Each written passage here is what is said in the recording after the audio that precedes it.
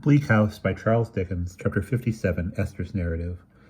I had gone to bed and fallen asleep when my guardian knocked at the door of my room and begged me to get up directly. On my hurrying to speak with him and learn what had happened, he told me, after a word or two of preparation, that there had been a discovery at Sir Leicester Dedlock's, that my mother had fled, that a person was now at our door who was empowered to convey to her the fullest assurances of affectionate protection and forgiveness, if he could possibly find her, and that I was sought for to accompany him, in the hope that my entreaties might prevail upon her if his failed. Something of this general purpose I made out, but I was thrown into such a tumult of alarm and hurry and distress that I did not seem to myself fully to recover my right mind until hours had passed. But I dressed and wrapped up expeditiously without waking Charlie or anyone, and went down to Mr. Bucket, who was the person entrusted with the secret. In taking me to him, my guardian told me this, and also explained how it was that he had come to think of me. Mr. Bucket, by the light of my guardian's candle, read to me a letter that my mother had left upon her table, and within 10 minutes of my having been aroused, I was sitting beside him, rolling swiftly through the streets. His manner was very keen and yet considerate when he explained to me that a great deal might depend on my being able to answer without confusion a few questions that he wished to ask me. These were, chiefly, whether I had much communication with my mother, to whom he only referred to as Lady Dedlock, when and where I had spoken with her last, and how she had become possessed of my handkerchief. When I had satisfied him on these points, he asked me particularly to consider, taking time to think, whether within my knowledge there was anyone, no matter where, in whom she might be at all likely to confide under circumstances of the last necessity. I could think of no one but my guardian. My companion said to me, after considering within himself for a few moments, that he had made up his mind how to proceed. He was quite willing to tell me what his plan was, but I did not feel clear enough to understand it. We had not driven very far from our lodging when we stopped in a by-street in a public-looking place lighted up with gas.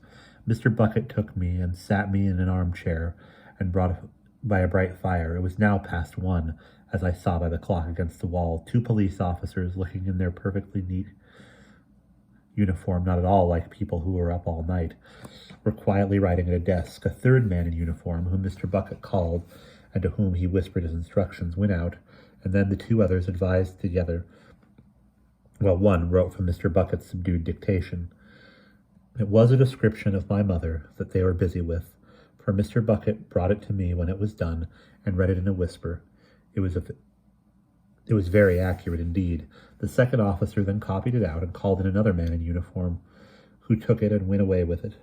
All this was done with the greatest dispatch, and without the waste of a moment. Yet nobody was at all hurried. As soon as the paper was sent out upon my travels, the 2 officers resumed their former quiet work. Mr. Bucket thoughtfully came and warmed the soles of his boots, first one and then the other, at the fire. "Are you well wrapped, Miss Summerson?" he asked me as his eyes met mine. "It's a desperate sharp night for a young lady to be out in." I told him I cared for no weather, and was warmly clothed. "It may be a long job," he observed, "but so that it ends well. Never mind, miss." "I pray to heaven it may end well," said I. He nodded comfortably. "You see, whatever you do, don't you go and fret yourself. You keep yourself cool and equal for anything that may happen, and it'll be better for you, the better for me, the better for Lady Dedlock, and the better for Sir Leicester Dedlock, Baronet." He was really very kind and gentle, and as he stood before the fire warming his boots and rubbing his face with his forefinger, I felt a confidence in his sagacity which reassured me. It was not yet 1:45 when I heard horses' feet and wheels outside. "Now, Miss Summerson," said he, "we are off, if you please." He gave me his arm, and we found at the door a phaeton, or barouche, with postilion and post horses. Mr. Bucket handed me in and took his own seat on the box. The man in uniform, whom he had sent to fetch this equipage, then handed him up a dark lantern at his request, and when he had given a few directions to the driver, we rattled away. I was far from sure that I was not in a dream. We rattled with great rapidity through such a labyrinth of streets that I soon lost all idea where we were, except that we had crossed and recrossed the river, and still seemed to be traversing a low-lying waterside. At length we stopped at the corner of a little slimy turning, and I saw my companion, by the light of his lantern, in conference with several men who looked like a mixture of police and sailors. Against the mouldering wall by which they stood, there was a bill on which I could discern the words "Found drowned," and this, and an inscription about drags, possessed me with the awful suspicion shadowed forth in our visit to that place. I remained quiet, but what I suffered in that dreadful spot I never can forget, and still it was like the horror of a dream. After some further conference, Mr. Bucket, whom everybody seemed to know and defer to, went in with the others at a door and left me in the carriage. The tide was coming in, as I judged from the sound it made, and I could hear it break at the end of the valley with a little rush toward me. The thought shuddered through me that it would cast my mother at the horse's feet. Mr. Bucket came out again, exhorting the others to be vigilant, darkened his lantern, and once more took his seat. "Don't you be alarmed, Miss Summerson, on account of our coming down here," he said. "I only want to have everything in train, and to know that it is in train by looking after it myself. Get on, my lad." We called at another office or station after a minute, and crossed the river again. During the whole of this time, and during the whole search, my companion, wrapped up in the box, never relaxed in his vigilance a single moment, but when we crossed the bridge, he seemed, if possible, to be more on alert than before. The river had a fearful look, so overcast and secret, creeping away so fast between the low flat lines of shore, so heavy with indistinct and awful shapes, both of substance and shadow, so death-like and mysterious. I have seen it many times since then by sunlight and by moonlight, but never free from the impressions of that journey. Clattering through the empty streets, we came at length from the pavement onto dark smooth roads, and began to leave the houses behind us. After a while I recognized the familiar way of St. Albans. At Barnet, fresh horses were ready for us, and we changed and went on. It was very cold, and the open country was white with snow, though none was falling then. "An old acquaintance of yours, this road, Miss Summerson?" said Mr. Bucket cheerfully. "Yes," I returned. "Have you gathered any intelligence?" "None that can be quite depended on," he answered. "But it's early times as yet." He had gone into every late or early public house where there was a light, and had got down to talk to the turnpike keepers. I had heard him ordering drink and chinking money, and making himself agreeable and merry everywhere. But whenever he took his seat upon the box again, his face resumed its watchful, steady look, and he always said to the driver in the same business tone, "Get on, my lad." With all these stoppages, it was between 5 and 6 o'clock, and we were yet a few miles short of St. Albans when he came out of one of these houses. "She's on ahead. Passed through here on foot this evening about 8 or 9. I heard of her first at the Archway toll over at Highgate, but couldn't make quite sure. But she is before us now, safe. Now, my lad, try a gallop." We were soon at St. Albans, and alighted a little before day, when I was just beginning to arrange and comprehend the occurrences of the night, and really to believe that they were not a dream. Leaving the carriage at the posting-house, and ordering fresh horses to be ready, my companion gave me his arm, and we went toward home. "As this is your regular abode, Miss Summerson, you see," he observed, "I should like to know whether you've been asked for by any stranger answering the description, or whether Mr. Jarndyce has. I don't much expect it, but it might be." We turned in at the garden gate. "Ah," said Mr. Bucket, "here we are, and a nice retired place it is. They're early with the kitchen fire, and that denotes good servants. But what you've always got to be careful of with servants is who comes to see 'em. You never know what they're up to if you don't know that. The whole household were amazed to see me without any notice at this time in the morning, and so accompanied, and their surprise was not diminished by my inquiries. No one, however, had been there. It could not be doubted that this was the truth. "Then, Miss Summerson," said my companion, "we can't be too soon at the cottage where those brickmakers are to be found. Most inquiries there I leave to you, if you'll be so good as to make 'em. The naturalist way is the best way, and the naturalist way is your own way." We set off again immediately. On arriving at the cottage, we found it shut up and apparently deserted. But one of the neighbors informed me that the two women and their husbands now lived together in another house, which stood on the margin of the piece of ground where the kilns were. We lost no time in repairing to this place, which was within a few hundred yards, and as the door stood ajar, I pushed it open. There were only 3 of them sitting at breakfast, the child lying asleep on a bed in the corner.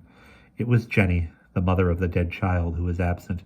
The other woman rose on seeing me, and the men, though they were, as usual, sulky and silent, each gave me a morose nod of recognition. A look passed between them when Mr. Bucket followed me in, and I was surprised to see that the woman evidently knew him. I had asked leave to enter, of course. Liz gave me her own chair, but I sat down on a stool near the fire, and Mr. Bucket took a corner of the bedstead. Now that I had to speak, and was among people with whom I was not familiar, I could not help bursting into tears. "Liz," said I have come a long way in the night, and through the snow, to inquire after a lady." "Who has been here, you know," Mr. Bucket struck in, addressing the whole group. "That's the lady the young lady mentions. The lady that was here last night, you know." "And who told you there was anybody here?" inquired Jenny's husband. "A person of the name of Michael Jacobs, with a blue velveteen waistcoat and a double row of mother-of-pearl buttons," Mr. Bucket immediately answered. "He had as good as mind his own business, whoever he is," growled the man. The woman had not resumed her chair, but stood faltering with her hand upon its broken back, looking at me. I thought she would have spoken to me privately if she had dared. She was still in this attitude of uncertainty when her husband, who was eating, stuck the handle of his knife violently on the table and told her with an oath to mind her own business at any rate and sit down. "I should like to have seen Jenny very much," said I, "for I am sure she would have told me all that she could about this lady, whom I am very anxious indeed.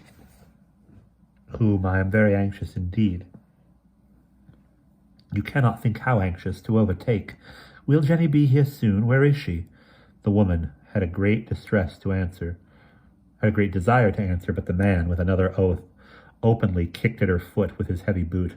He left it to Jenny's husband to say what he chose, and after a dogged silence, the latter turned his shaggy head toward me.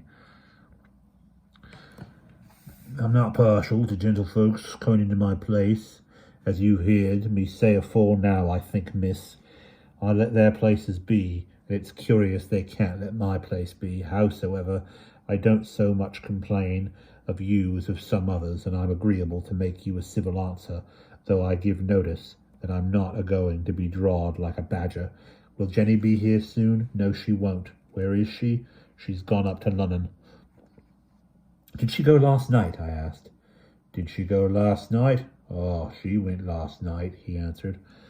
"But was she here when the lady came? And what did the lady say to her? And where is the lady gone? I beg and pray you to be so kind as to tell me," said I, "for I am in great distress to know." "If my master would let me speak and not say a word of harm," the woman timidly began. "Your master," said her husband, "will break your neck if you meddle with what don't concern you."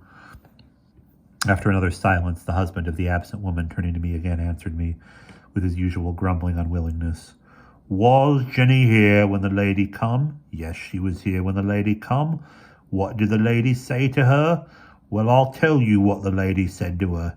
She said, 'You remember me as come one time to talk to you about the young lady as has been a wisiting of you. You remember me as give you something handsome for a handkerchief what she had left. Ah, she remembered, so we all did. Well then, was that young lady up at the house now? No, she weren't up at the house now. The lady was up a journey all alone, strange as we might think it, and could she rest herself where you're a-settin' for an hour or so? Yes, she could, and so she did. Then she went, it might be at 20 minutes past 11, and it might be at 20 minutes past 12. We ain't got no watches here to know the time by, nor yet clocks. Where did she go? I don't know where she goed. She went one way and Jenny went another. One went right to Lunnon, and t'other went right from it. That's all about it. Was the lady crying? I inquired. Devil a bit, returned the first man. Her shoes was the worst, and her clothes was the worst, but she weren't, not as I see. The woman sat with her arms crossed and her eyes upon the ground. Her husband had turned his seat a little so as to face her, and kept his hammer-like hand upon the table, as if it were in readiness to execute his threat if she disobeyed him. I hope you will not object to my asking your wife, said I, how the lady looked. Come then, he gruffly cried at her. You hear what she says. Cut it short and tell her. Bad, replied the woman, pale and exhausted, very bad. Did she speak much? Not much, but her voice was hoarse. Was she faint? Said I. Did she eat or drink here? Go on, said the husband in answer to her look. Tell her and cut it short. She had a little water, miss, said Jenny, and fetched her some bread and tea, but she hardly touched it. And when she went from here, Jenny's husband impatiently took me up. When she went from here, she went right away, nor'ard, by the high road. Ask on the road if you doubt me, and see if it weren't so. Now there's the end. That's all about it. I glanced at my companion, and finding that he had already risen and was ready to depart, thanked him for what they had told me, and took my leave. The woman looked full at Mr. Bucket as he went out, and he looked full at her.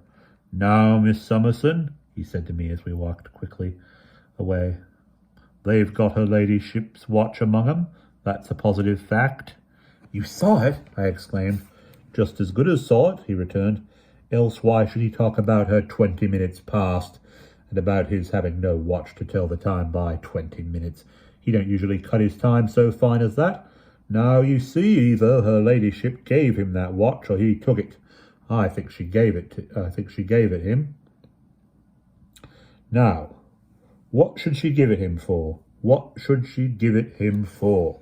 He repeated this question to himself several times as we hurried on, appearing to balance between a variety of answers that arose in his mind. If time could be spared, said Mr. Bucket, which is the only thing that can't be spared in this case, I might get it out of that woman, but it's too doubtful a chance to trust to under present circumstances. They are up to keeping a close eye upon her, and any fool knows that a poor creature like her, beaten and kicked and scarred and bruised from head to foot, will stand by the husband that ill uses her through thick and thin. There's something kept back. It's a pity but what we had seen the other woman. I regretted it exceedingly, for she was very grateful, and I felt sure would have resisted no entreaty of mine.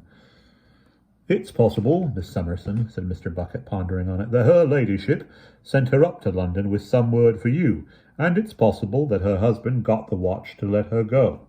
It don't come out altogether so plain as to please me, but it's on the cards. Now, I don't take kindly to laying out the money of Sir Leicester Dedlock, Baronet, on these roughs, and I don't see my way to the usefulness of it at present. No, so far our road, Miss Summerson, is forward, straight ahead, and keeping everything quiet.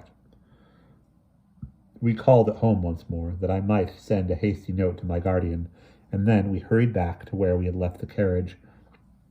The horses were brought out as soon as we were seen coming, and we were on the road again in a few minutes. It had set in snowing at daybreak, and it now snowed hard. The air was so thick with the darkness of the day and the destiny of the fall that we could see but very little way in any direction. Although it was extremely cold, The snow was but partially frozen, and it churned under the hooves of the horses into mire and water. They sometimes slipped and floundered for a mile together, and were obliged to come to a standstill and rest them. I could eat nothing, and could not sleep. I grew so nervous under those delays, and the slow pace at which we traveled, that I had an unreasonable desire upon me to get out and walk. Yielding to my companion's better sense, however, I remained where I was, all this time kept fresh by a certain enjoyment of the work in which he was engaged. He was up and down at every house we came to, addressing people whom he had never beheld before, as old acquaintances, talking and drinking and shaking hands at every bar and tap, friendly with every wagoner, wheelwright, blacksmith, and toll-taker, yet never seeming to lose time, and always mounting to the box again with his watchful, steady face and his business-like, "Get on, my lad." When we were changing horses the next time, he came from the stable yard with the wet snow encrusted upon him, and dropping off him, and spoke to me at the carriage side. "Keep up your spirits. It's certainly true that she came on here, Miss Summerson. There's not a doubt of the dress by this time, and the dress has been seen here. Still on foot, but don't you worry yourself, no more than you can help. Get on, my lad." The sleet fell all that day unceasingly. A thick mist came on early, and it never rose or lightened for a moment. Such roads I had never seen. I sometimes feared we had missed the way and got into the ploughed grounds or the marshes. As we advanced, I began to feel misgivings that my companion lost confidence. He was the same as before with all the roadside people, but he looked graver when he sat by himself on the box. I saw his finger uneasily going across and across his mouth during the whole of one long weary stage. I overheard that he began to think of drivers of coaches and other vehicles coming toward us, what passengers they had seen in other coaches and vehicles that were in advance. Their replies did not encourage him. He always gave me a reassuring beck of his finger as he got upon the box again, and he seemed perplexed now when he said, "Get on, my lad." At last, when we were charging, he told me that he had lost track of the dress so long that he began to be surprised. It had disappeared here in an unaccountable manner, and we had not come upon it since. But I was not to be downhearted, he told me, for it was as likely as not that the next stage might set us right again. The next stage, however, ended as that one ended. We had no new clue. There was a spacious inn here, solitary, but a comfortable, substantial building, and as we drove in under a large gateway, before I knew it, a landlady and her pretty daughters came to the carriage door, entreating me to alight and refresh myself while the horses were making ready. I thought it would be uncharitable to refuse. They took me upstairs to a warm room and left me there. I was frightened when I found them all about me, but I remembered that before I fainted, I tried very hard not to do it, and that was some little comfort. They cushioned me upon a large sofa by the fire, and then the comely landlady told me that I must travel no further tonight, but must go to bed. But this put me into such a tremble, lest they should detain me there, that she soon recalled her words, and compromised for a rest of half an hour.